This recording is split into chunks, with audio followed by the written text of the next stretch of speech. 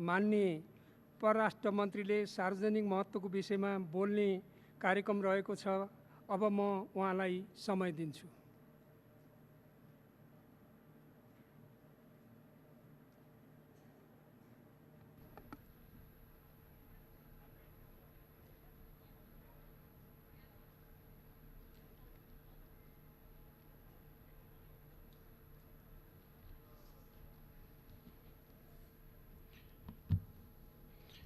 सम्मानीय सभामुख महोदय,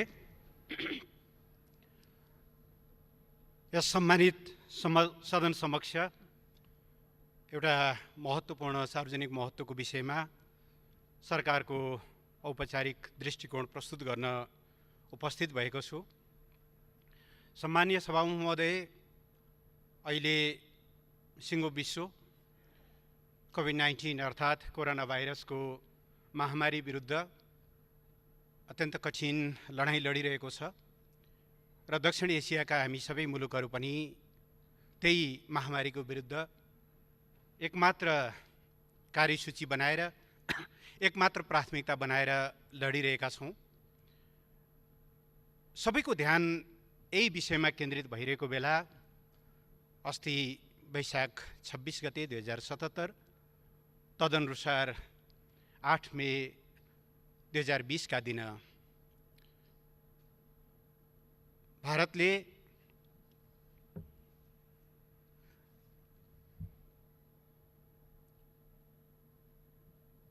नेपालको भूमि समेत प्रयोग गर्दै धारचुलाबाट लिपुलेकसम्म जोड्ने नयाँ मार्ग उद्घाटन गरेको समाचार सार्वजनिक भइसकेपछि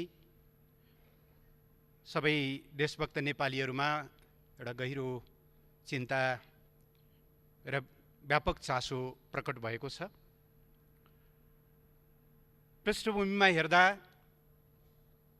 यो बाटो सम्बन्धी निर्णय भारत सरकारले सन् 2005 मा गरेको र 2008 देखि औपचारिक रूपमा निर्माण कार्य सुरु गरेको देखिन्छ र 2014 देखि यसले नयाँ गति लिएको, तीव्रता लिएको समेत घटनाक्रमहरूले प्रश्न पारेका छन्। यस सन्दर्भमा एउटा महत्त्वपूर्ण विषय म सम्मानीय सभामुख महोदय मार्फत सदन समक्ष राख्न चाहन्छु। नेपालमा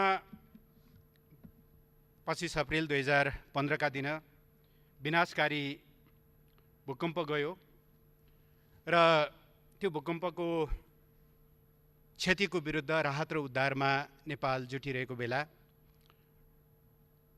भूकम्पको करिब 20 दिनपछि भनौँ 15 मई 2015 को दिन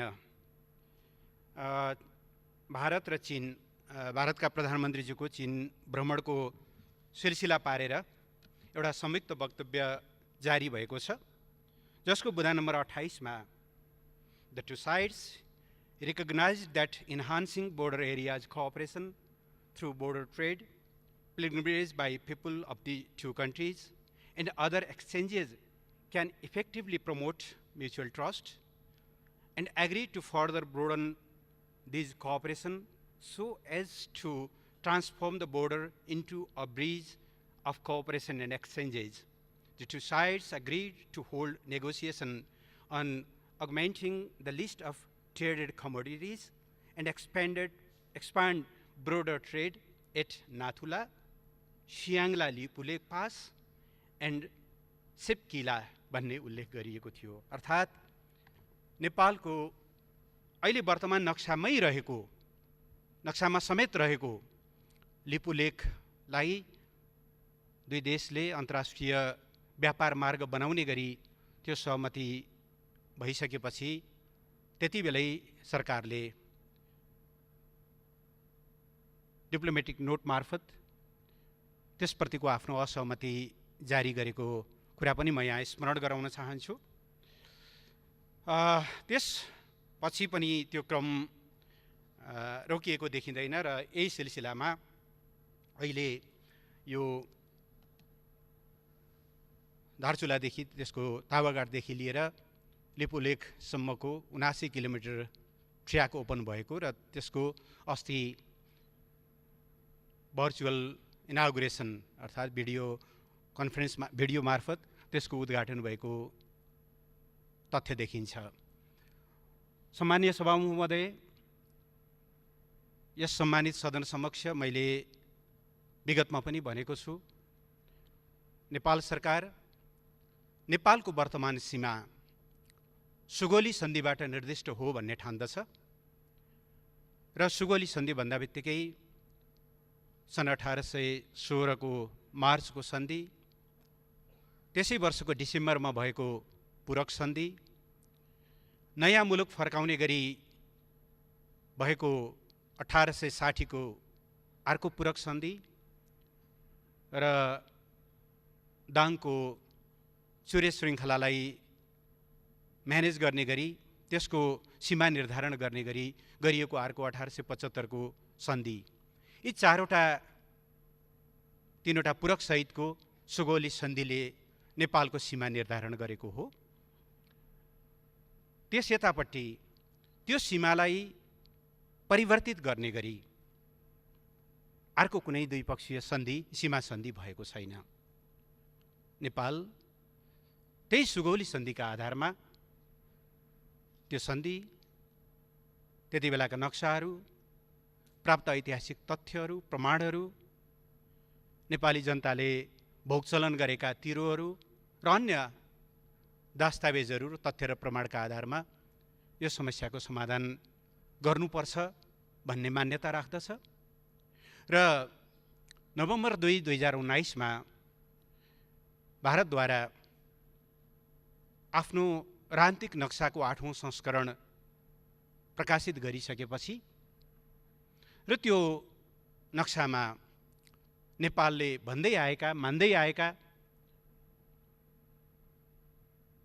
अर्थात् सुगौली सन्धिले नेपालको पश्चिमी सिमाना काली अर्थात् चलन चल्तीको भाषामा महाकाली, जो लिम्पियाधुराबाट निश्रित हुन्छ, त्यसको उद्गम त्यहाँ छ, त्यसदेखि पूर्वपट्टिका सबै भूभागहरू लिम्पियाधुरा, लिपुलेख र कालापानी सहितको क्षेत्र नेपालको भनेर स्पष्ट ढङ्गले आफ्ना मान्यताहरू हामीले त्यो नक्सा पछि थप पुष्टि गर्दै लग्यौँ।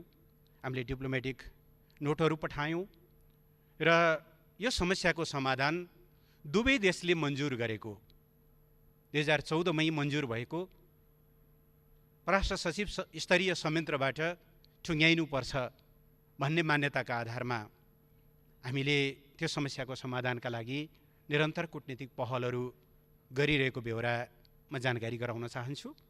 यही पृष्ठभूमिमा हामीले प्रस्तावित गरेको डेटको औपचारिक जवाफ समेत प्राप्त नभइकन अथवा नदिइकन अस्ति जुन बाटोको उद्घाटन गरिएको छ, नेपाली टेरिटोरी समेत प्रयोग गरेर यसप्रति नेपाल सरकारको गम्भीर ध्यानाकर्षण भएको छ र त्यस सम्बन्धमा नेपाल सरकारको दृष्टिकोण मैले औपचारिक रूपमा सदन समक्ष प्रस्तुत गर्न चाहन्छु। हामीले हिजो शनिबारको दिन नेपाल सरकारको आधिकारिक दृष्टिकोण देहाय बमोजिम प्रस्तुत गरेका छौँ। म त्यो वाचन गर्ने र यहाँ टेबल गर्ने अनुमति चाहन्छु। The government of Nepal has learned with regret about the inauguration yesterday by India of link road connecting of Lipulekh, Nepal, which passes through Nepali territory. The government of Nepal has consistently maintained that, as per the Sugauli Treaty 1816, all the territories east of Kali, Mahakali River, including Limpiadhura, Kalapani, and Lipulekh, belong to Nepal. This was reiterated by the government of Nepal several times in the past, and most recently through a diplomatic note addressed to the government of India, dated 20th November 2019, in response to the new political map issued by the latter. This unilateral act runs against the understanding reached between the two countries, including at the level of prime ministers, that a solution to boundary issues would be sought through negotiation. The government of Nepal remains committed to seek diplomatic solution to boundary issues on the basis of the historical treaty, documents, facts, and maps in keeping with the spirit of close and friendly ties between the two countries. In light of this development, the government of Nepal calls upon the government of India to refrain from carrying out any activity inside the territory of Nepal. It may be recalled that the government of Nepal had expressed its disagreement in 2015 through separate diplomatic notes addressed to the governments of both India and China, when the two sides agreed to include Lipu Lake Pass as a bilateral trade route without Nepal's consent in the joint statement issued on 15th May 2015 during the official visit of the Prime Minister of India to China. The government of Nepal re-emphasized that pending boundary issues between the two countries should be resolved through diplomatic means. With this in mind, the government of Nepal has proposed twice the dates for holding the meeting of the foreign secretaries of the two countries, as mandated by their leaders, for which the response from the Indian side is still awaited. It may be noted that the two governments had constituted the Eminent Persons Group EPG on Nepal-India relations with a mandate to recommend measures and institutional framework with a view to elevating the existing relations to a new height. The group has concluded its task and prepared a consensus report. The government of Nepal is ready to receive the report and believes that it will be in the interest of two countries to implement its recommendations, which will also help address the outstanding issues left by the history, thereby paving the way for ever stronger neighborly relations. Ministry of Foreign Affairs, Singhदरबार Kathmandu, 9th May 2020.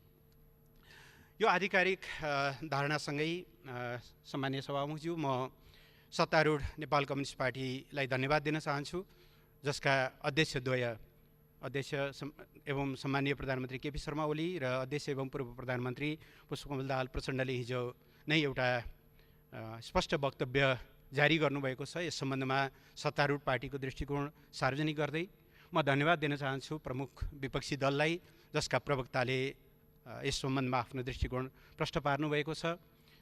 राप्रपाका नेता पूर्व उपप्रधान तथा परराष्ट्र मन्त्री कमल थापाज्यू, पूर्व प्रधानमन्त्रीले अस्ति doctor Baburam भट्टराईले सदनमा त्यस विषयमा आफ्नो धारणा बताउनु भएको छ। राष्ट्रिय जनमोर्चा लगायत प्राय सबै राजनीतिक दलहरूले यस सम्बन्धमा एउटा युनानिमिटी, एउटा एक स्वरमा यसको बारेमा राष्ट्रिय हितको पक्षमा आफ्नो दृष्टिकोण सार्वजनिक गर्नुभएको छ।